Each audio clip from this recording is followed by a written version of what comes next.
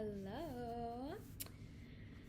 Welcome back or welcome to my channel. It feels so cringe doing that. Anyways, welcome. Today I'm very excited because I'm going to be talking about something that I find so interesting.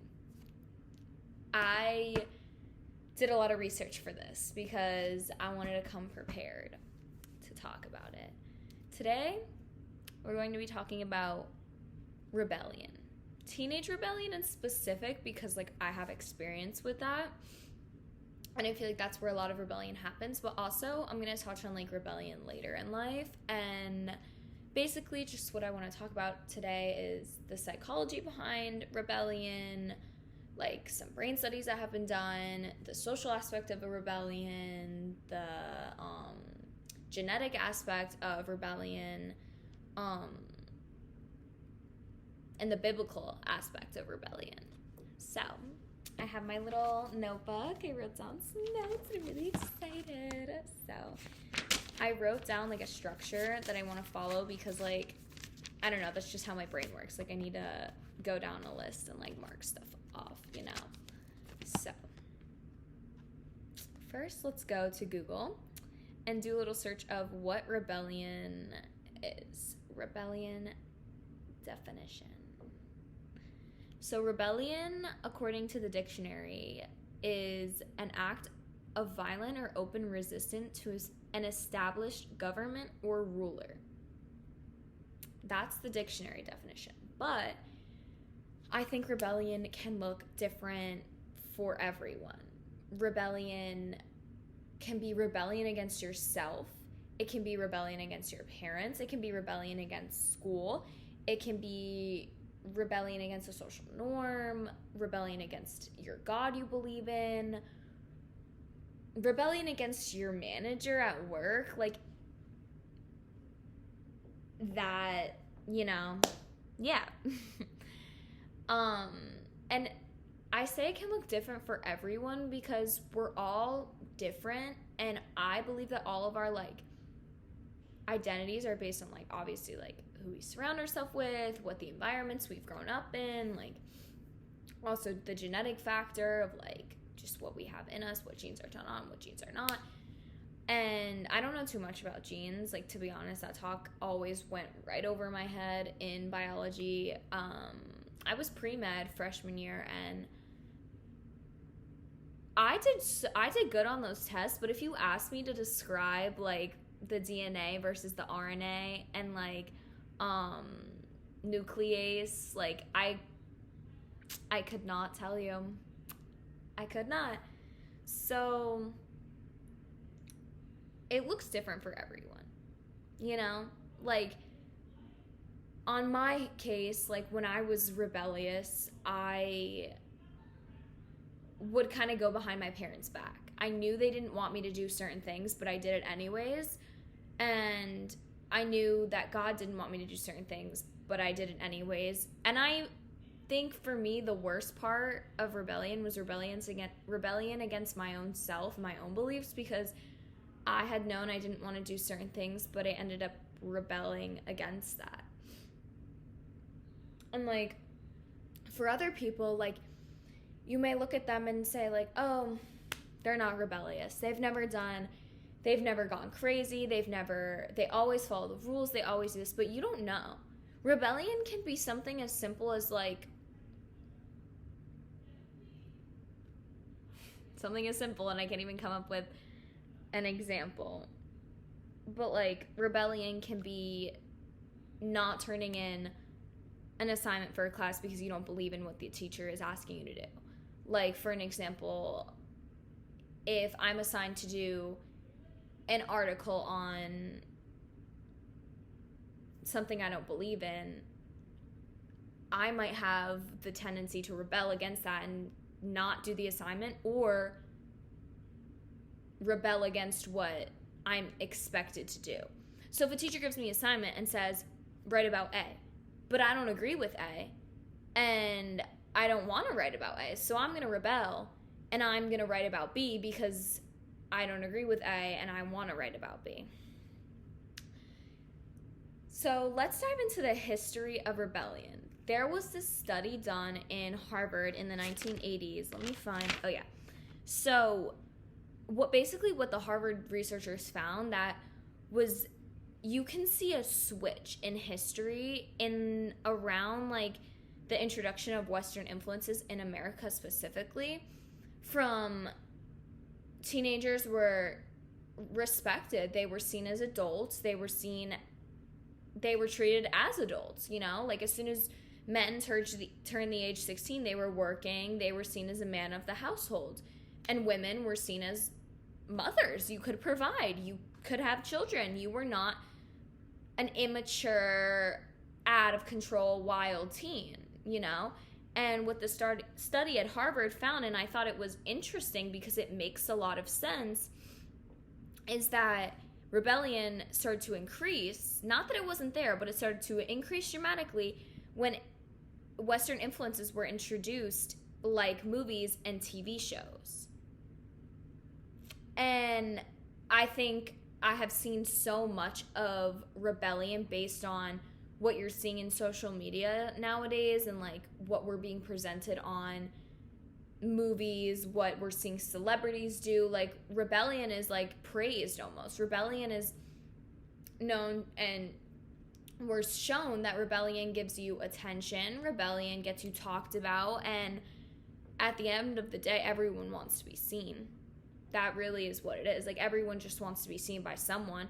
So I think that's a big piece of why people rebel, is because they want to be seen, whether they'll admit it or not. And I feel like it's like a thing talked about that, in psychology I've learned about like certain like defiant disorders, and like I did some research on like school psychology, and it was saying how like kids acting out in school are just looking for attention.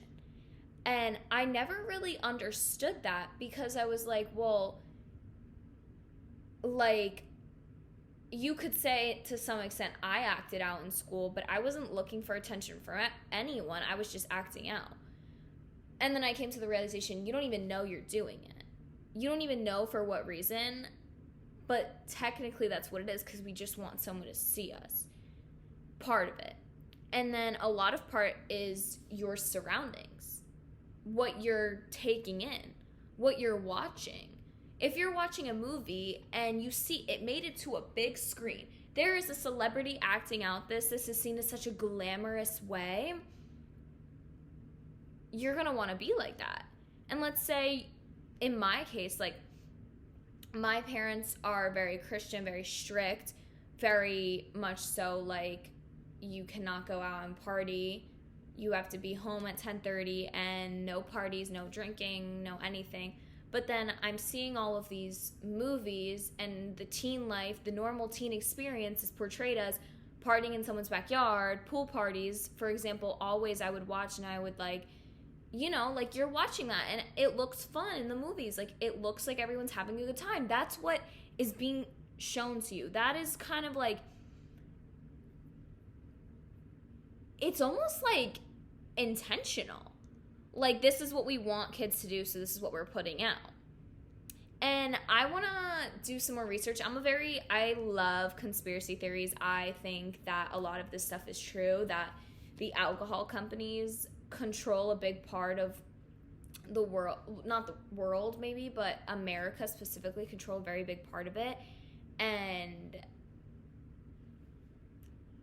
I don't know much on it, and I know it's conspiracy, so I don't want to like touch more on it, but I think definitely it's not with good intentions. A lot of this stuff, it's not just for enjoyment, because I feel like at this point, Harvard in 1980 is doing a study and saying that there has been significant research that it's correlated with Western influences of movies and TV shows. We're seeing an increase in rebellion.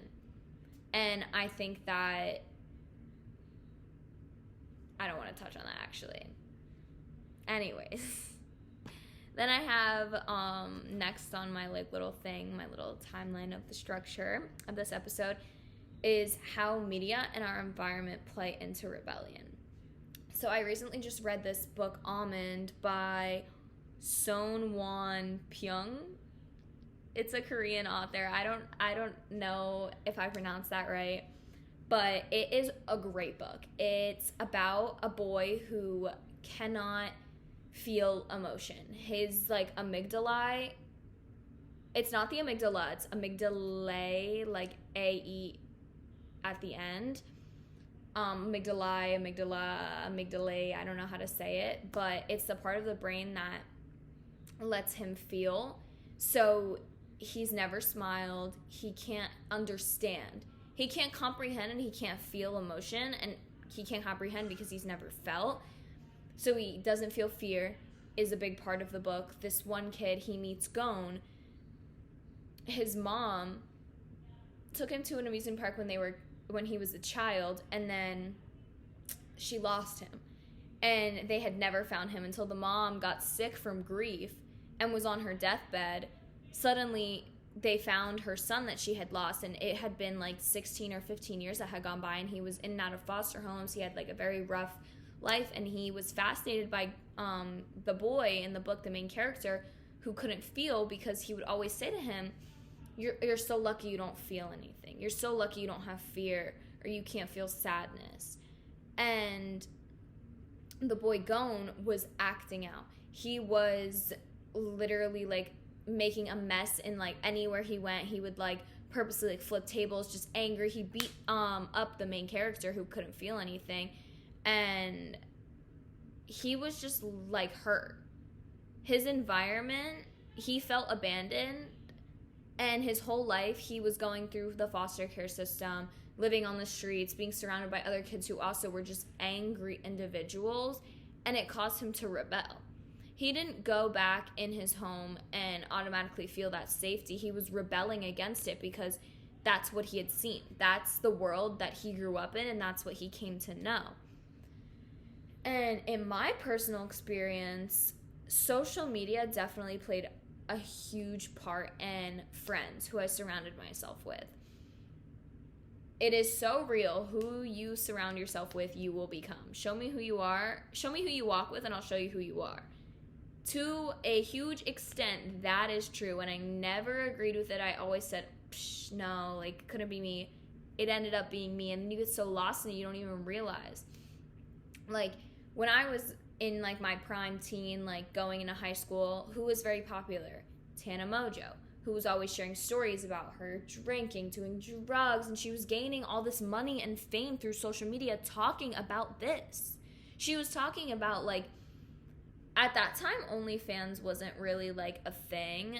OnlyFans more started when I was, like, in junior year, and I didn't really, like, envy that. I didn't see that and, like, in the sense be like, oh, wow, like, I don't know how to say it, because it wasn't like that. It wasn't like, oh, wow, like, drinking and partying, I'm going to do that. But you're slowly taking it in, and it's influencing you, and that wasn't my normal, like, life. Like, I didn't grow up seeing that. I like, remember my dad having some beers in, like, my early years, like, before I even started school, but all my life, I've never seen my dad party. I've never seen my dad have a sip of alcohol. Like, I've never seen my stepmom party. I've never seen my stepmom have a sip of alcohol. I've maybe seen my mom have, like, one sip at a restaurant. I don't remember her ever drinking around me. I didn't grow up in that environment at all where people were drinking around me, and I didn't see that as, like, normal, you know? So that was a huge rebellion for me when I started drinking, and just going against, like, I think some part of me felt like not, how do I word it? Some part of me felt like slighted, belittled, and not taken serious in my own home. So I think that rebellion made me, in a way, feel a little more like, oh, well, like, you're not going to care about me as much, so, like, might as well. Like, it was kind of also, like, the thrill of, like, doing something I know I shouldn't have been doing, and, like, he so promiscuous, like, wow, you know, like, look at me, I'm so cool, I'm going against my parents, like, it was that because I was also seeing Tana Mojo post about that. I was seeing other influencers. Tana Mojo is just the one that comes to mind. And like I would watch Trisha, and she was crazy too. She would talk about, I remember this one story where she's in meth, and I was like what? Like, and then it's just that stuff. It's a buildup of everything, and I think now it is something that needs to change, especially now that OnlyFans is becoming a bigger thing. I know this girl from my high school who, it sucks because it's like money is so sought after, and money is like so important in our society, and today things are getting more and more expensive, and I feel like a lot of people like want money but don't want to have to work for it because like everyone wants to be an influencer. Why? Because it's so easy. You have to post videos and you get to do fun stuff and you make money. But now with OnlyFans, you can post pictures of your body and make like money. Like I know this girl, she posts, she bought like an Audi, like she has a lot of money. And like Corinna Kampf from David Dobrik's stuff, like even like Lana Rhoades, like you see like these people who are on OnlyFans and doing porn are literally selling their body for money, and then these girls on TikTok are seeing that, and they're seeing all these lavish things they're doing, they're seeing all these expensive things that everyone wants, of course, because they're sought after, they're high quality, they're like carrying a Dior bag, they're going to Prada fashion shows, they're going to Drake concerts, they're backstage at these like favorite artists, like living this like amazing lifestyle, like Miami, like on the beach. I don't like, all you have to do is like take pictures of yourself. Like why wouldn't I want to do that, you know? And it's not okay because these girls are seeing that and they're being influenced. Like say a middle schooler, like TikTok is not censored at all, like even Instagram, like parents I feel like don't even realize to any extent what the content their kids are seeing actually is, and it starts planting a seed. It's not like the girl, like a little girl is going to be sitting in her room seeing that TikTok and like be like, oh my god, I want to do that right now. Like it's planting a seed and it grows. Same as like when God plants a seed in your life and then it starts to slowly grow, these seeds also start to slowly grow, and these are bad seeds. Because then like, I'll get into this side a little later. It's girls who grew up in worse situations, you know, like not having a mom or dad present in the home at all, or like having a mother's abusive boyfriend, having an addict parent, or having both addict parents. Like then that really becomes the only option, you know, like, well, I want to make money, I want to get out, like look at this is easy. And I feel like they don't realize what it comes with. And it's not really thinking about the future. It's not thinking about anything. It's just in that moment, okay, like, I'll do this for money. But I'm getting off topic. The thing is, social media then plants a seed to future rebellion. And I think rebellion is good. Don't get me wrong. It's nothing that should be used in a bad context, but to a certain extent. Just like stress is good. Stress is good until it's chronic and it's causing you the feeling of dizziness, the feeling of like throwing up every day. Like that's when you need to take a step back, like, you know. But rebellion is good because let's say like you turn 18 and all your life your parents told you never wear the color black. You can't wear it. I don't allow it. It's not in my rules. I don't accept the color black. Then when you turn 18, you're like, oh, I think I want to wear the color black. And then you try it on and you really like it. It looks good on you. That type of rebellion is fine. Even like, let's say I had never drank in high school and then I came to college and my friends wanted to have a wine night. I had a couple glasses of wine. I was like, oh, this is like fun. Like, you know, tee-hee, like little girls' night. Like rebellion like that, okay. It's normal. It happens. But I mean, then the seed gets planted and you have to be careful. And that's why I stress and like, I feel like it's so annoying that all of like social media is just pointless. I feel like you have to actively like search for the good stuff for your like mental health. and you just get presented with all this poop content. Like, it's literal poop. Like, what comes up on, if I just downloaded TikTok right now, and what would come up on my For You page would be stuff like that. It would be partying, it'd be people, like, in that world, in that LA style world, making you want that, like, planting those nasty seeds. It wouldn't be, like, motivation, like, get up, like, do it, you can go against it. Like, I had to search up all of that stuff, and I had to craft my social media to see that stuff. That doesn't just show up, and I think that there's a reason for that. There's a reason. I think that there is an agenda in our country and in the world, and I think at the end of the day, what it comes back to is the devil isn't real. The devil is out there and does not want people to find God. Because if you're rebelling and you're going against, like, an order, a rule, a government, a type of government, your parents, your own self, your school teacher, whatever it is, your boss, what you're going against that, of course you're going to go against the creator of the universe. The devil wants rebellion.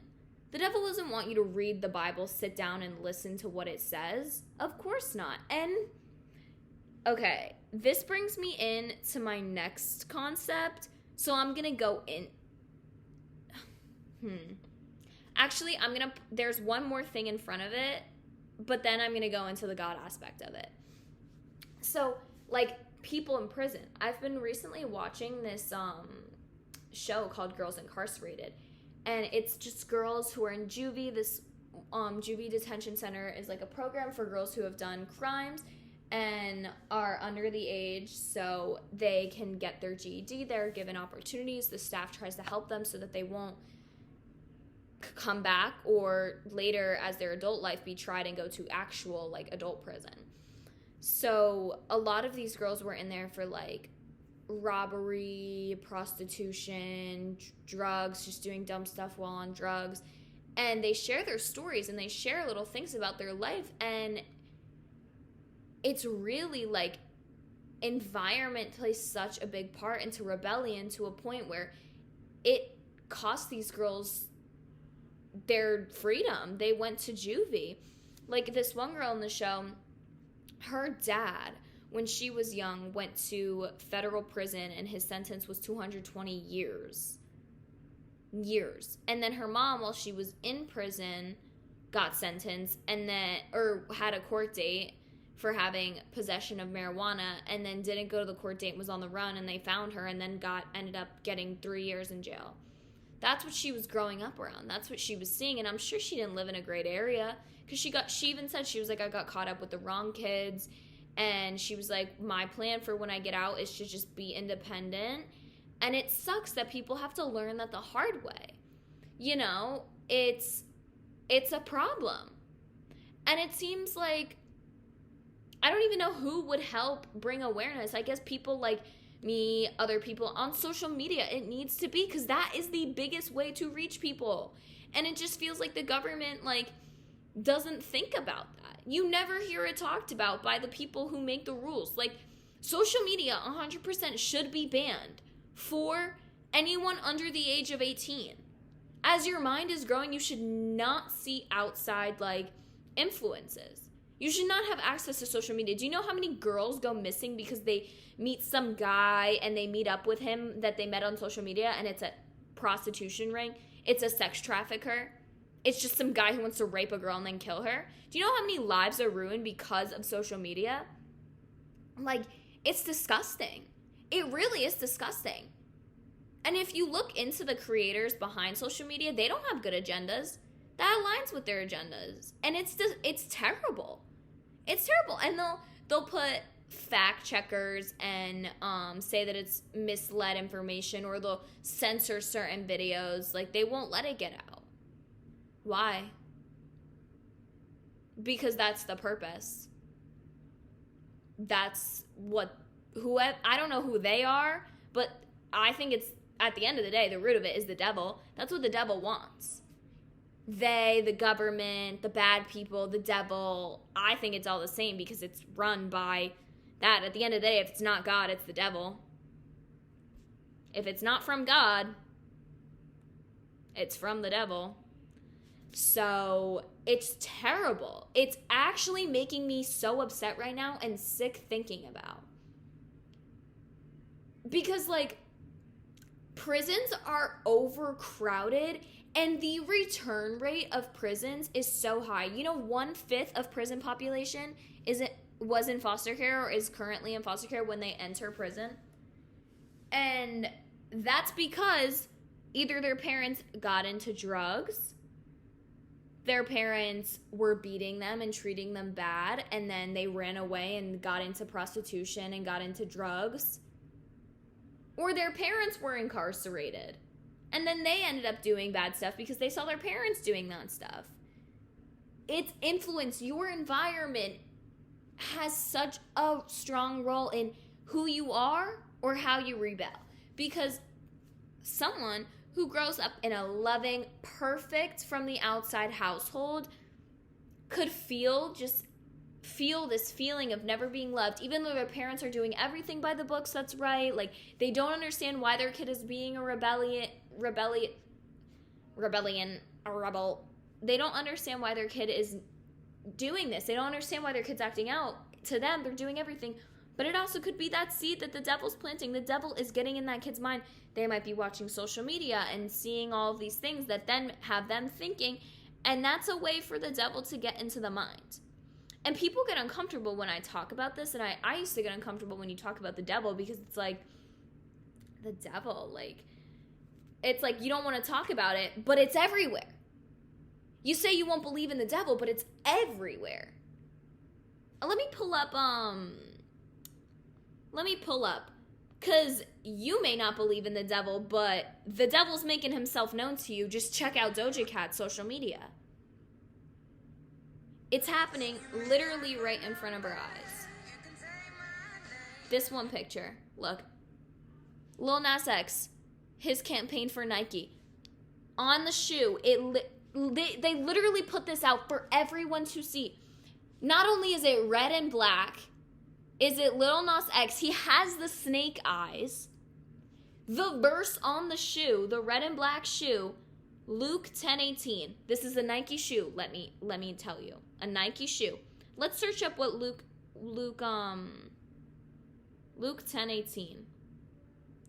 He replied, "I saw Satan fall like lightning from heaven." The Nike shoe looks like a lightning bolt. Is that verse a coincidence? I don't think so. They're literally telling you. You say you might not believe in the devil, but you listen to that music and you'll let him in. You say you don't think it's real, but he's literally making himself known to you. At this point, he's not even trying to hide it. In other, generations, when I was even growing up as a kid, it was not as obvious as this. Now we are living in a scary time because they're not making it hush-hush at all.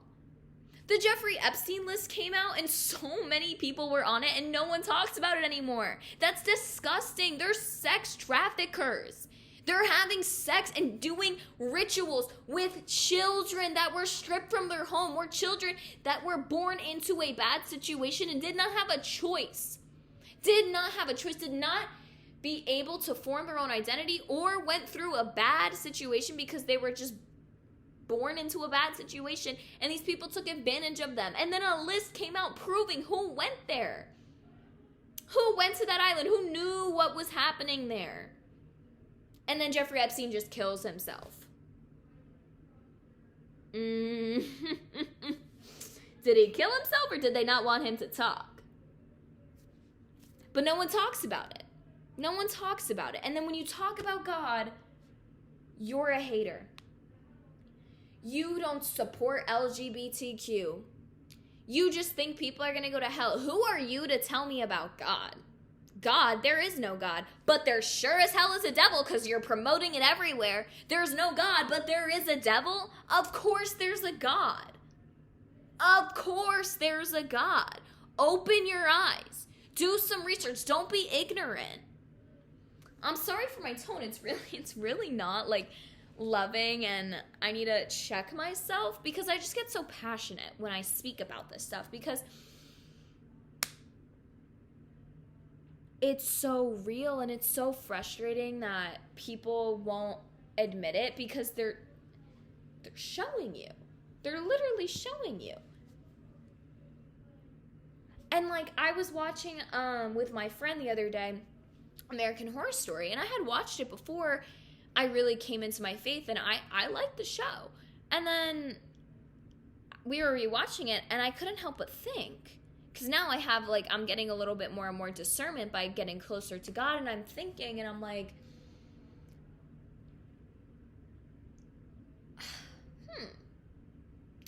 who just comes up with this? You know, let's really think about it. How was this thought of?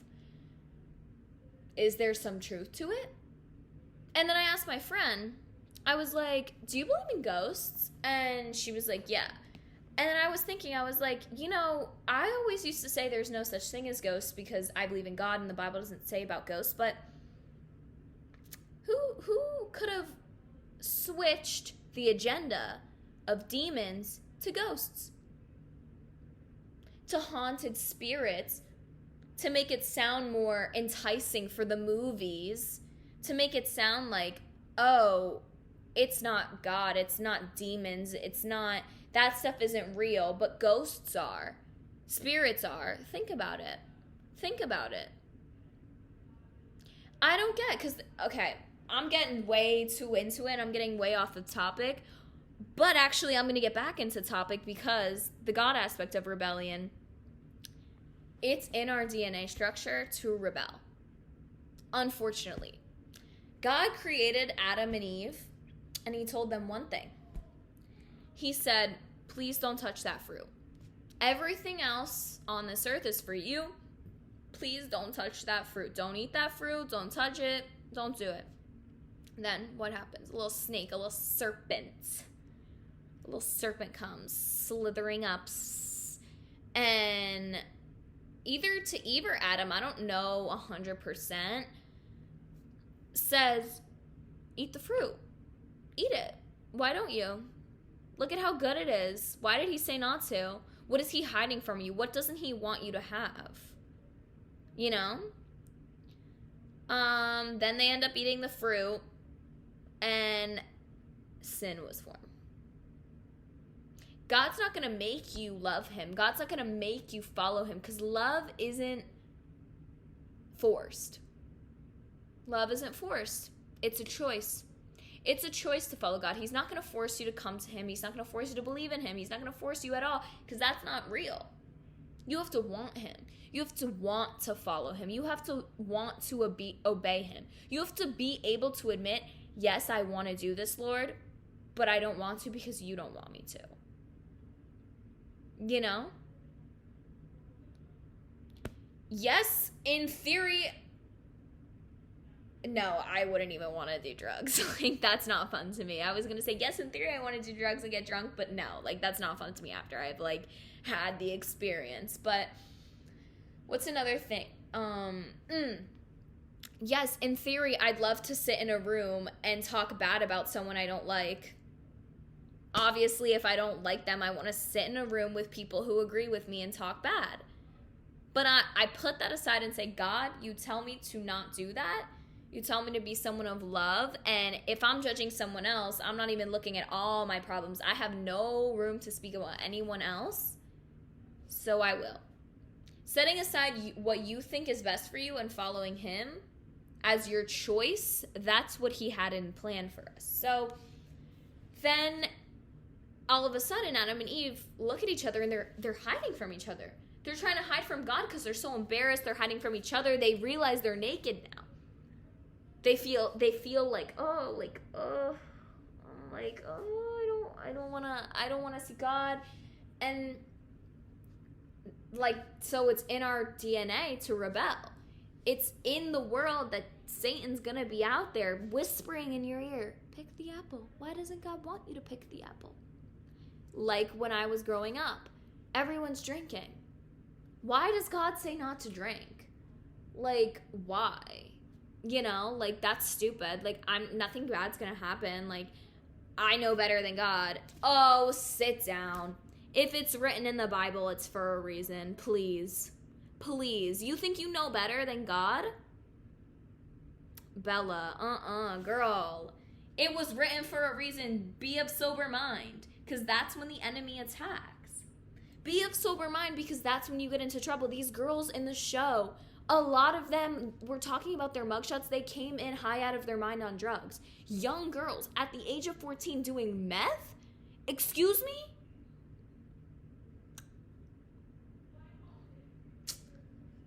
And I know this is about rebellion, but I'm just speaking my mind. That alcohol. Why does God doesn't say don't drink at all.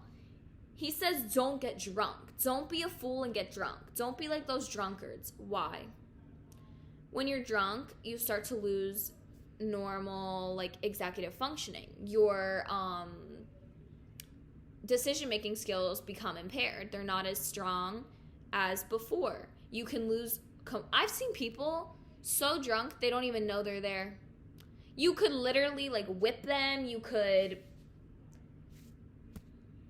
They're not in a good headspace. Bad things can happen if someone drinks too much alcohol. And then it brings in attention for other spirits. Say a girl goes to a bar, she's having fun, she's drunk, she's not thinking about putting down her drink. She sets her drink down at a table, someone puts a drug in her drink, and she goes back and drinks it, and then she goes to the bathroom, that person snatches her up, and her whole life as she knew it is ruined. Like, it is inviting bad spirits. It's not worth it. It's not worth it at all. Because the one time I started drinking, it took, sophomore, junior, senior, freshman year of college, 5 years to get out of it. I know there's people on the streets in Kensington, Philadelphia, who had families, who had bad stuff happen to them that made them feel like, you know what? Whatever it was that brought them there, rebellion. Because drugs are illegal, right? Yeah. So that's rebellion. And look at them. They had a mom. They had a dad. They might have kids. Now they're on the SEPTA like this.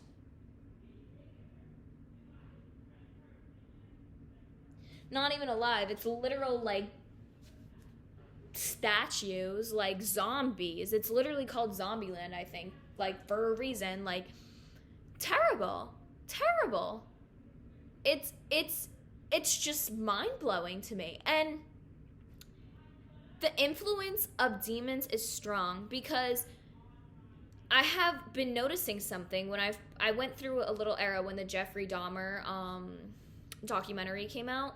I was looking up, like, just, like, the psychology behind serial killers, and I was watching a couple, like, interviews that came up on my For You page, and it was very common for, like, Ted Bundy, Jeff Dahmer. Oh, excuse me. I won't even lie. That burp was almost a Chipotle throw up. I know that's gross, but let me get some water. My back cracked. But John Wayne Gacy, in interviews, they were all saying that one of the things that they struggled with growing up, and that they think had, like, and played into, like, them committing those crimes, was a porn addiction. And the Bible says don't watch porn. The Bible does. Actually, let's search it up. Exactly what the Bible says about porn, because was porn even a thing back then? Because, like, there's a thing, like, in church, like, I remember the pastor talking about it, like,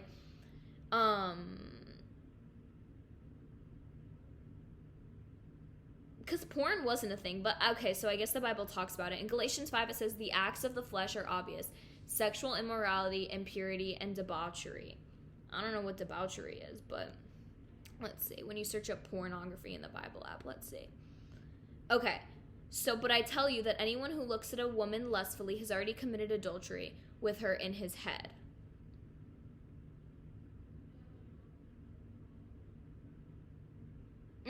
I love this. 1 Corinthians 6:12.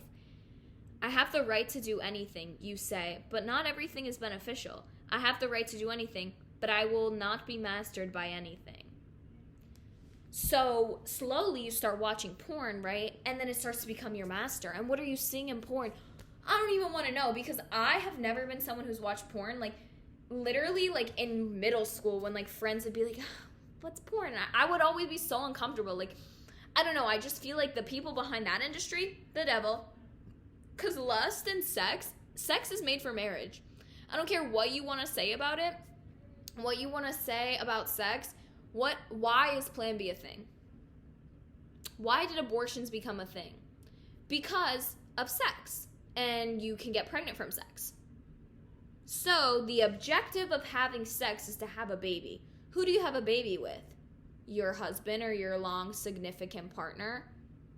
God says sex is for marriage. Marriage in the Bible is defined as one man and one woman who become one, and it's them for the rest of their life. It's them for the rest of their life. Sex is a sin. Lust is a sin. So porn can have these spirits attached to it that you don't even know. You're just logging on, let's say, like, oh, you're just horny, you're logging on, you're like, okay, let me see what's up. I don't know what's on there, because these people became serial killers. These people would rape dead bodies. And I don't know, I watched New Girl once, and Jess was like, oh, like, I'm scared to have, like, you know, with another person. And she found one of the guys, her roommate's laptop, and she went down a deep porn hole, and she was like this. So there's definitely some messed up stuff on there. Like, I don't know, because I never looked, but I don't want to speak, but maybe there's some rape porn, and maybe they found that arousing, and that is why, you know, the devil is out there, and watching that stuff, taking that stuff in, can then cause to rebel, because killing someone, raping someone, that's a little more than rebellion. That is extreme rebellion, let me tell you. That,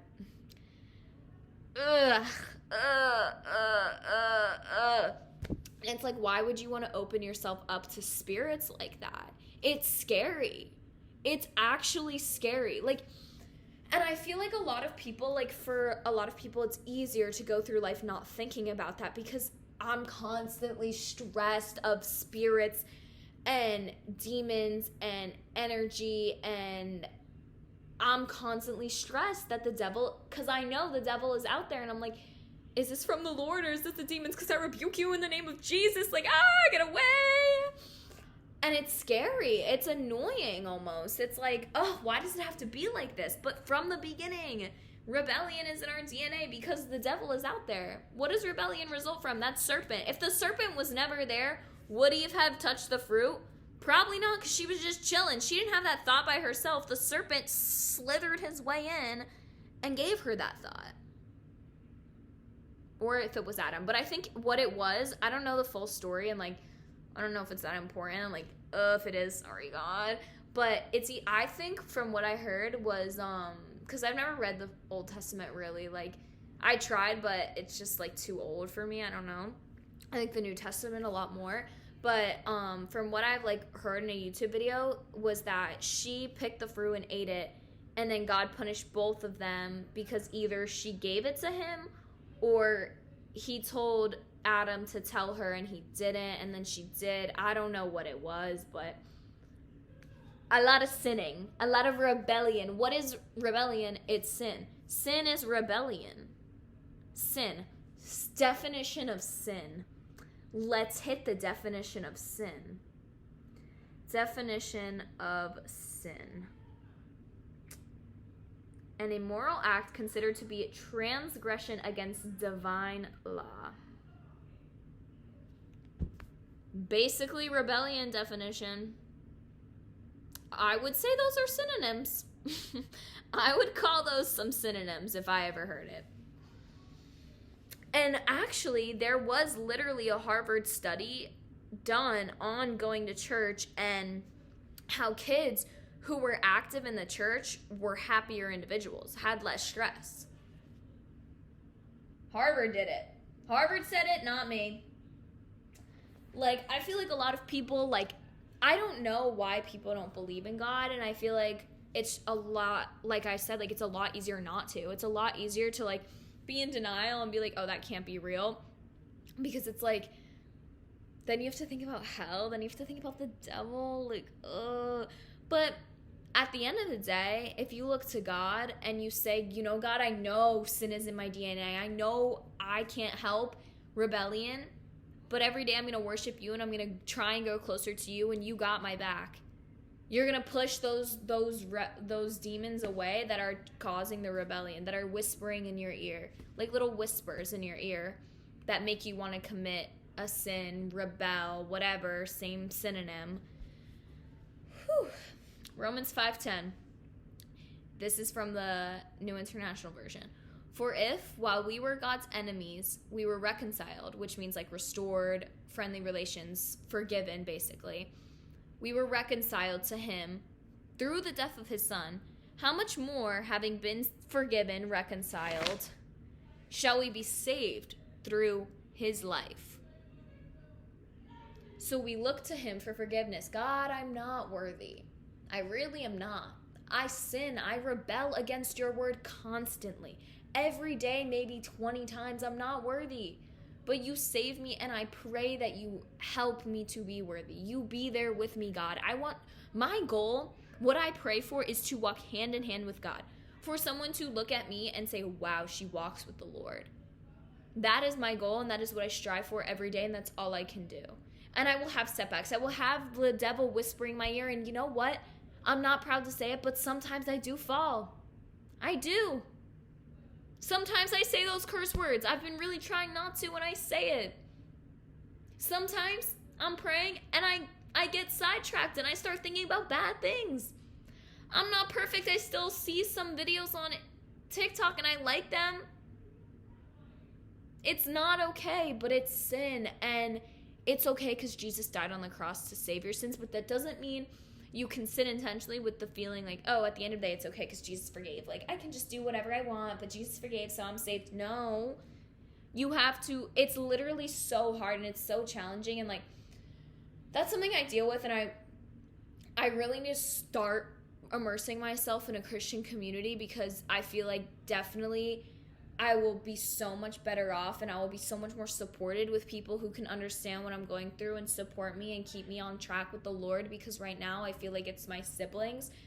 And actually I don't know if he's gonna get mad at me for like whatever sharing it, because my brother's so funny. He's like, I was on FaceTime with him when I was trying to make my like YouTube like channel, and I think it's the bio or whatever, and he was like, he said something and I was like, ooh, I'm gonna use that to my younger self. I owe you this. And he was like, okay, we're gonna drop a contract and I'm gonna get 20% of your sales or if you make money. And I'm like, oh my gosh. So I don't know if he's gonna get mad if I can share it, but his actual voice memo. But it's nice talking to him because he shares his revelations he has with me about God, and that is something that has been so strong in my life in a positive thing, because as much as you can have other influences like the serpent in your ear, it is so important to have godly people in your ear, because I feel like I haven't experienced this, but I can't like realize, but just as much as there's demons roaming around this earth, there's angels. There is. And I believe that if demons can possess someone's body, angels can possess someone's body. And I have this thing that one time I was going through it one summer. Last summer, actually. The summer before I really turned myself around this year. I was just struggling with like wanting to know God and wanting to devote my whole entire life, but not having the strength to even bring myself to making the changes in my life that's necessary, just kind of like whatever, and feeling so lost and feeling disconnected from God, you know, feeling like God's not a physical person I can look at and talk to and hear from. I physically like couldn't hear from him, and like that was so hard for me because like how am I gonna put all my faith and all my trust and give my whole life to someone who's not physically in front of me and someone who I can't even hear? It doesn't feel real to me. Like it's hard for me. And I had a table and I didn't talk. It was Sunday. I was working. I didn't go to church. I didn't even ask for Sundays off. And they came in, the after church crowd, and they gave me, at the end of the table, I just was taking care of them. I don't even think we were talking about God. I can't remember, it was so long ago, but I don't think we were even talking about God. They left me a little keychain, and it said, Jesus loves you. And they wrote on the receipt, Jesus loves you, Bella. And I was like, it made me cry. It brought tears to my eyes. And just as much as movies have a bad influence on people and they have a negative influence, I encourage everyone, if you are listening, pay attention now. Turn your ears on full blast. Watch the movie Jesus Revolution. Change. Oh my gosh, I was in tears. I felt the Holy Spirit hugging me when I was watching that movie. Wow. That is a great movie, and I think that is a movie that this generation specifically now needs to see. Amazing. It's about the 70s and how, like, you know, how acid and, like, all of that, and, like, it was so interesting to me because I didn't know that that's what it was like, that in the 70s they would go to, it was, like, in California, and they went to, like, a Janis Joplin, like, one of these, like, hippie, like, concerts, and the people were saying, like, if you feel like you're not accepted at home and you just want a place where you can find love and happiness and a place to belong, you're in the right place. And then they dropped tabs of acid from the sky and everyone took acid, and it showed his experience and the girl's experience. And one of her sister almost died on drugs, and then she started going to church, and there's this one guy, Lonnie, who was like telling this old pastor that he found God through that the drugs brought him to God. And I felt that. Being in such a low place is where you find God, because what they're telling them at this concert is like, oh, you're lost, you want a place of like love and acceptance. Does that sound familiar to anyone? I don't want to say it because I don't want to get canceled and I don't want to hurt anyone's feelings, but think about it. In our day and age, what is something that is perceiving to preach love and acceptance, and if you don't feel accepted anywhere else, this is your community, to be proud of this community, this is where you come to feel love and you feel more yourself. If you try that out and you go, I highly, highly, highly doubt that you will still feel that you won't. Okay, wait. I highly, highly doubt that you will be 100% fixed and you will find what you're looking for, because I feel like we are built biologically with a need for God. Biologically, we are built by God, so obviously some part in us is always going to be searching for that love. For me, I felt like something was missing, and for the longest time until this year, it was so hard for me to grasp that it was God that I was looking for and not for my dad to change.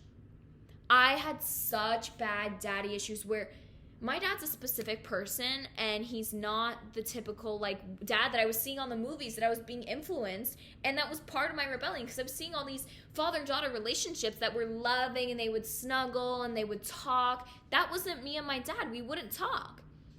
I would get in trouble and it was very stern. It was about sports and school and how you have to do this, but it wasn't like, hey dad, like this girl was bullying me. Oh my gosh, like tell me about it. Was this Tracy? Like he didn't know anything about my life and he didn't ask. And that was so hard for me to deal with. I felt like I was always like, I wanted a father that I didn't have.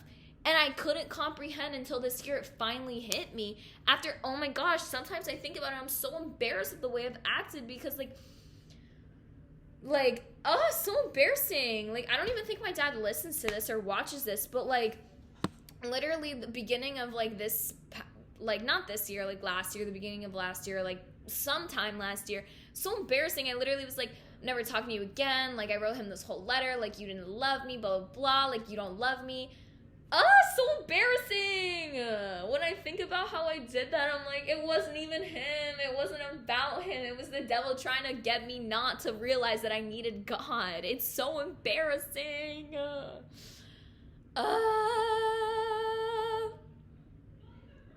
Anywho, yeah.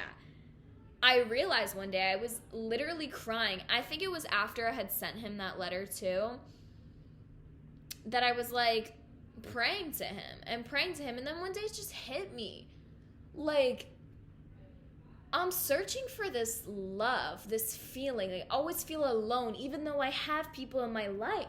I have my siblings, I had my boyfriend, I had my friends. I had people in my life, but I still felt so alone, and nothing would fill that void. Nothing, until I found God. I haven't felt that way in so long. I haven't felt that way, period, because there's an understanding now in my brain that, like, I have no doubt about it that God is watching down on me. And that thought alone, I want to make him proud in everything that I do. And when I don't, I feel it hard. And it's hard for me. It's hard to understand that he forgives and that he's always going to be there no matter what I do. And sometimes I feel not worthy. And I take my time coming back to him because I'm like, oh, he's not going to accept me. He's not. But he will. He always will. He's rooting for you. That's the thing. Sometimes I would feel like God's not on my team. God is on your team. God is on your team, and not only is he on your team, he's the playmaker. He makes the plays. If God led you to it, he's going to lead you through it, and if it's not for you, he's going to lead you out of it. If God didn't lead you to it, he's going to lead you through it, and he'll lead you out of it if you look to him. If the devil comes to you and puts you in this position, you look to God and you say, God, I need you. I'm in a bad place right now, God. I need you, God. He'll lead you through it. You look to him. There was this one lady, and I was in a bad mood. I'm not going to lie. I just left a busy lunch shift. I was going to the ATM to deposit my money, and she said, do you have anything for me? And I always see her sitting outside that ATM. And I turned to her, and I said, pray to God, and he will provide. She said, what's he going to do for me right now? And then I kind of snapped at her, and it wasn't my best moment. And I'm still learning about that, like how to talk to people about God, because like you can see in this podcast and here, I'm kind of getting a little worked up, and I feel like my tone isn't always reflective of how I'm actually feeling, and I need to like learn more to talk with love and not get so worked up because I'm passionate. I'm talking passionate. I'm not like talking above anyone, and I feel like that's a big problem I have, but I'll admit I didn't articulate it in the best way. I told her, like, why do you think you deserve my money when I just worked a hard shift for it and you're just sitting here in front of the ATM? And she was quiet. And I said, yeah, God may not shower you with thousands of dollars right now in this instance, but if you keep looking to him, you will change. You can't just pray, hey God, like, I need you to get me out of this, and then keep doing the same thing and just expecting God's gonna pick you up. No. You pray for him, and then you make changes and you move towards the Lord. You don't stay in the same spot and expect him to pick you up and take you out. That's what I was doing. That's what the spot I was in. I was in the spot where I was like expecting him to pick me up and put me out and put me into complete and total revival. I would be leading the church worship group. No, Bella, you have to do the work. God's going to be with you along the process, and he's going to make ways in your life. He'll lead you through it. But God's up there. He's making things happen out here, but at the end of the day, you are your own person. He can't force you to do anything because that's not love. Love isn't forced. It's not. He's not going to force you to believe in him. And it's a narrow path, which that scares me. It's a narrow path.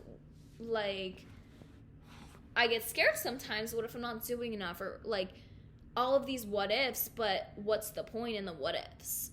You know? What's the point in the what ifs? What if my car breaks down? I don't even have a car. What if I go to take a poop and my water turned off and I can't flush it? I don't know. That could happen, but it also could not. So why think about the what ifs and literally take a step back and what do I know, Bella? Okay.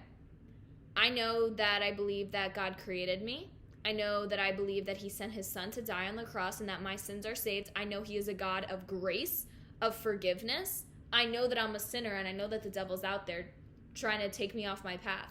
I know I don't want to be put off that path, so act accordingly.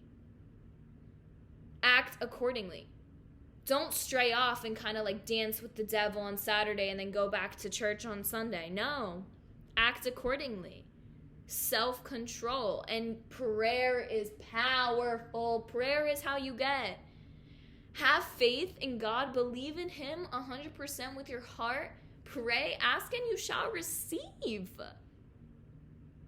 God will give you the wisdom, the discernment, the strength if you ask Him for it. And then go out and, like, for example, like, okay, me, I've really been praying and asking God to give me patience.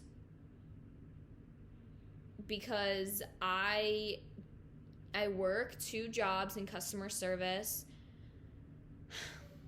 In Philly, it's not pleasant a lot of the time. Sometimes the people come up and the way they talk to me like I'm some piece of poop on the sidewalk boils my blood. Who do you think you are talking to me that way? But no.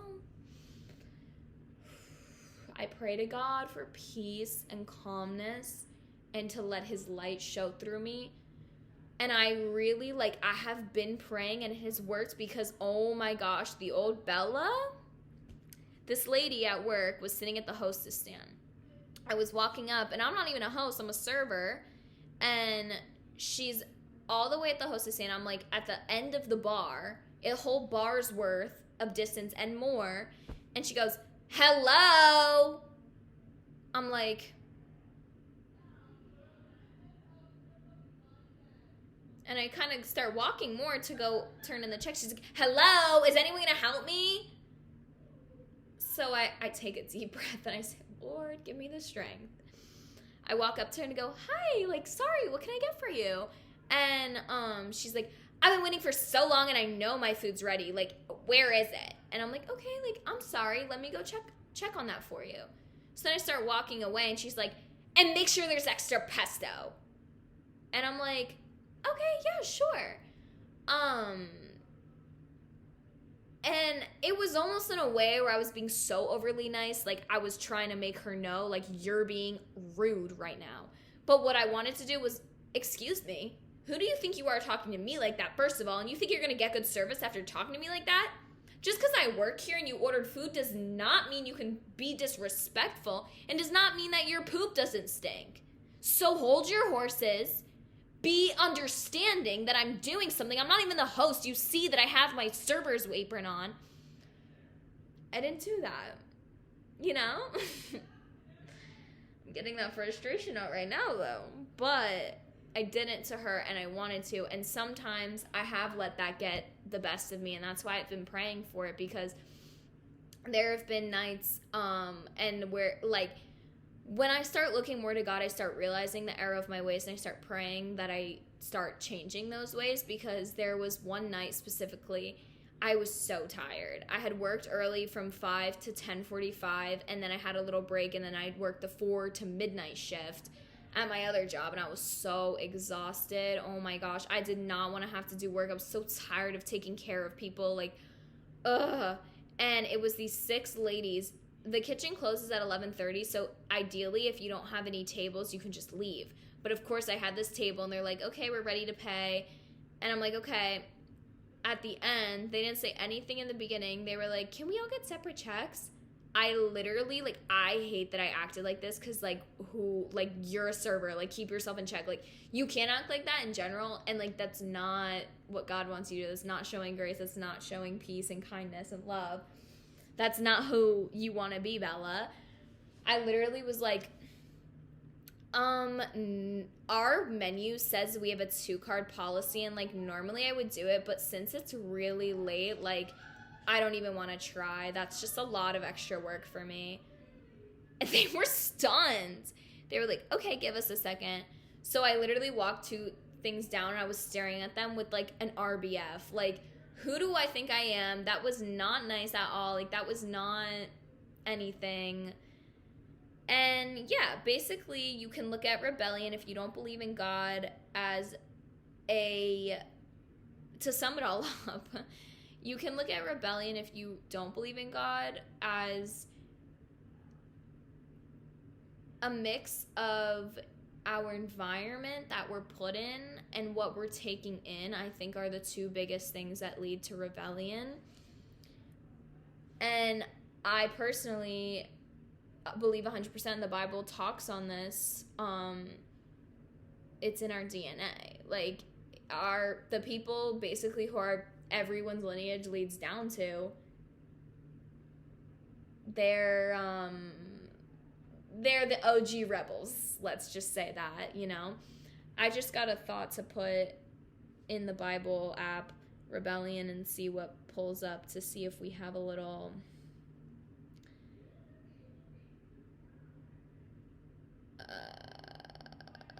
okay. 1 Samuel 15:23 says, "For rebellion is like the sin of divination, and arrogance like the evil of idolatry. Because you have rejected the word of the Lord, he has rejected you as king." Let's put that in like easy to read. Refusing to obey is as bad as the sin of sorcery. Being stubborn and doing what you want is like the sin of worshiping idols. You refuse to obey the Lord's command, so now he refuses to accept you. Period. Like, period. That's not... I don't have words to say on that, because I'm not even gonna lie to you. Like, I don't understand that.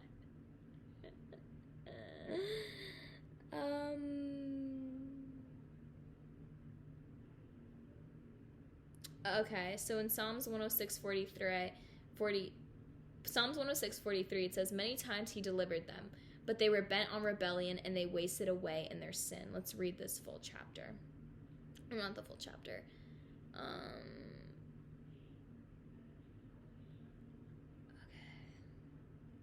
Actually, yeah, let's just read it. "Give thanks to the Lord, for he is good. His love endures forever. Who can proclaim the mighty acts of the Lord or fully declare his praise?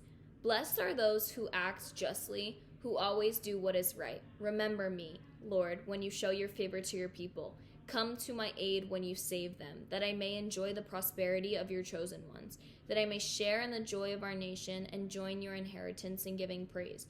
We have sinned, even as our ancestors did. We have done wrong and acted wickedly. When our ancestors were in Egypt, they gave no thought to your miracles. They did not remember your many kindnesses, and they rebelled by the sea, the Red Sea.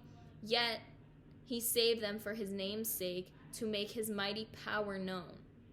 He rebuked the Red Sea, and it dried up. He led them through the depths as through a desert, when Moses parted the Red Sea. He saved them from the hand of the foe, from the hand of the enemy. He redeemed them. They were not worthy, they were rebelling, but he saved them. The waters covered their adversaries. Not one of them survived. Then they believed his promises and sang his praise." Some people are waiting for God to part the sea and let them through and make their enemies go away, but you gotta look to him, you know? At least surround yourself with someone who is so strong in faith and you really think like, wow, this person really makes me like believe there is a God, and ask them questions and stick more around them, because your surroundings are everything. I wish I could go back and like actually just tell my younger self, like, read the Bible. And like now I have more understanding, and I wish I could have prayed for discernment, because like I want to be able to understand, you know. I wouldn't read the Bible because I didn't understand, and you know, and now there's so many different versions on the Bible app. It's so nice because you can, like, if you don't understand like one version, like you can just switch to the easy to read, and it's like, you know, easy to read. And then it says, "But they soon forgot what he had done and did not wait for his plan to unfold. In the desert they gave into their craving. In the wilderness they put God to the test. So he gave them what they asked for, but sent a wasting disease among them." He gave them what they asked for, but then there was a disease, because he saved them. He showed them his mercy and love. And what did they do? It's in our nature. They rebelled. Humans rebel. It is what we do. So you have to keep looking to God, because he's the only one who can save you from that. "In the camp they grew envious of Moses and of Aaron, who were consecrated to the Lord. The earth opened up and swallowed Dathan. It buried the company of Abraham. Fire blazed among their followers. A flame consumed the wicked. At Horeb, they made a calf and worshipped an idol cast from the metal. They exchanged their glorious God for an image of the bull which eats grass. They forgot the God who saved them, who had done great things in Egypt, miracles in the land of Ham, and awesome deeds by the Red Sea. So he said he would destroy them. Had not Moses, his chosen one, stood in the breach before him, to keep his wrath from destroying them. Then they despised the pleasant land. They did not believe his promise. They did not believe his promise because he was doing all this stuff, but they weren't being good back to him. They were just expecting God to give and be graceful, but they weren't looking to please him. They weren't looking to say, I want this, God, and I want to act in a way that you want me to act because I don't deserve it. But if you're going to give it to me, I should at least try my very hardest to give it to you. Said they grumbled in their tents and did not obey the Lord. So he swore to them with an uplifted hand that he would make them fall in the wilderness, make their descendants fall among nations, and scatter them out throughout the lands. They yoked themselves to the Baal of Peor and ate sacrifices offered to lifeless gods, undercase G. They aroused the Lord's anger by their wicked deeds, and a plague broke out among them. But Phinehas stood up and intervened, and the plague was checked. This was credited to him as righteousness for endless generations to come. By the waters of Meribah they angered the Lord, and trouble came to Moses because of them. For they rebelled against the Spirit of God, and rash words came from Moses' lips. They did not destroy the peoples as the Lord had commanded them, but they mingled with the nations and adopted their customs. They worshipped their idols, which became a snare to them. They sacrificed their sons and daughters to false gods with undercase. Do you know how many reports there are of parents selling their sons and daughters to rich people, to sex slavery, for drugs, and for whatever? History repeats itself, and the Bible is history.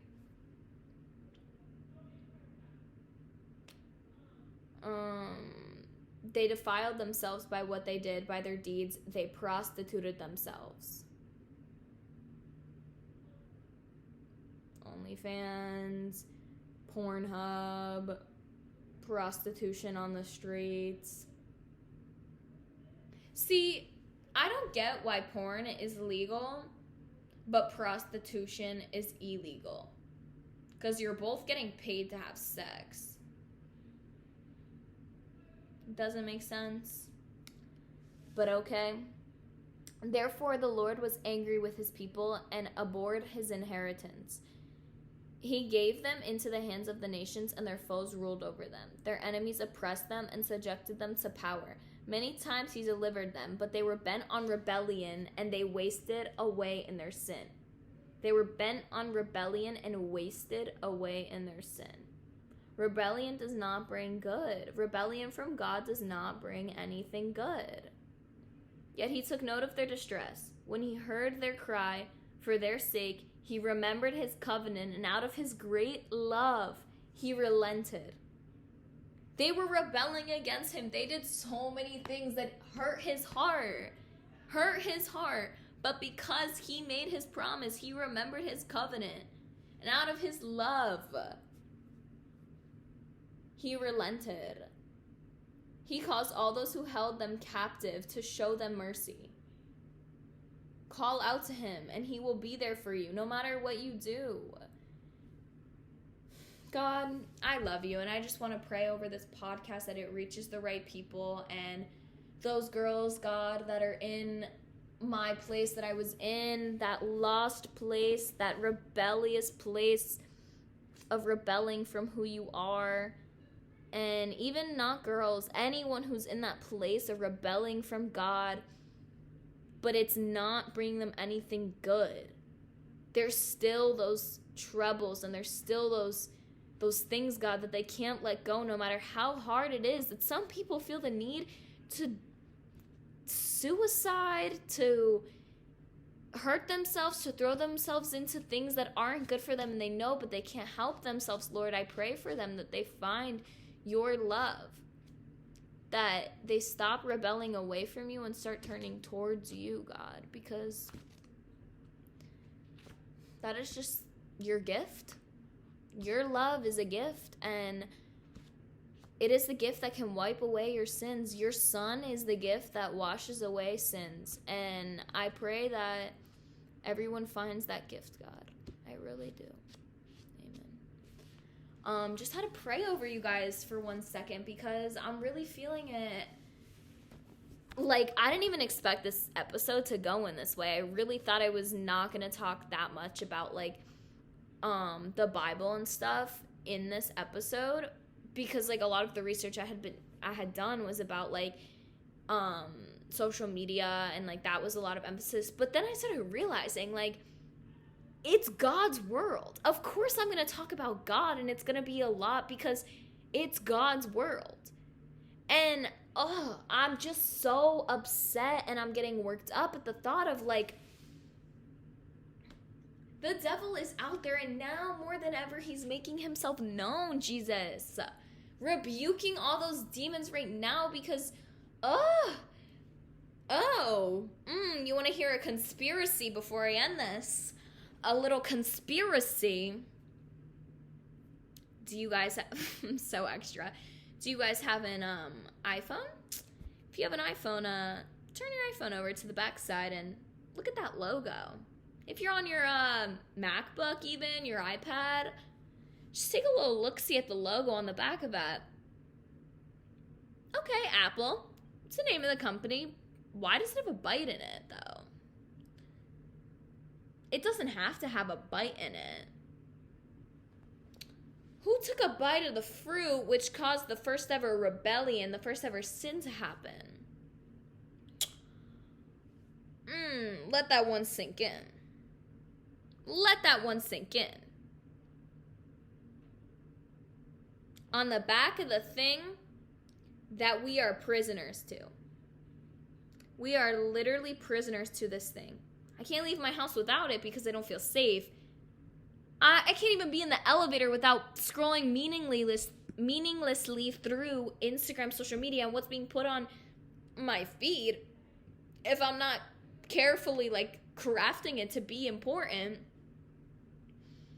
Not to be important, but, like, to be, you know, like, good for my brain. Good for my soul. Rebellion is in our hearts, guys. Rebellion is everywhere. If you literally take a step back and look, you will see it's everywhere. And from the beginning of times, the serpent led them to rebellion. That bitten fruit, the first act of rebellion that would inspire generations and generations and generations of rebellion to come. Oh Lord, I pray for this world and I pray for everyone in it. That's all I gotta say. But yeah, I think I'm done talking. It's been an hour and 18 minutes. That's plenty. Plenty. But if you enjoyed this episode, I hope you enjoyed this episode. And I really, like, I hope that my tone and how passionate I get and how, like, into it I get doesn't come across as, like, I think I'm better than you or I think this is right. Because, like, yes, I do believe that with 100% of my heart that this is truth, this is the life, this is true. But I'm not saying, like, I'm forcing you, if you don't believe in this, then you're dumb, then you're... No, I'm just saying that this is, like, my beliefs, and, like, I truly believe that if you have that feeling, like, something's missing. Like, no matter what you do, no matter what you look to, you're still feeling, like, something's not there, like, in my heart. Like, something's not there. I don't feel right. Something doesn't feel right. Like, no matter what I do, I can't get over this, like, feeling that, like, I'm missing something. I don't have everything. Look to God. That's all I'm saying. All right. Thanks for listening / watching. Have a great day or night. Love you all.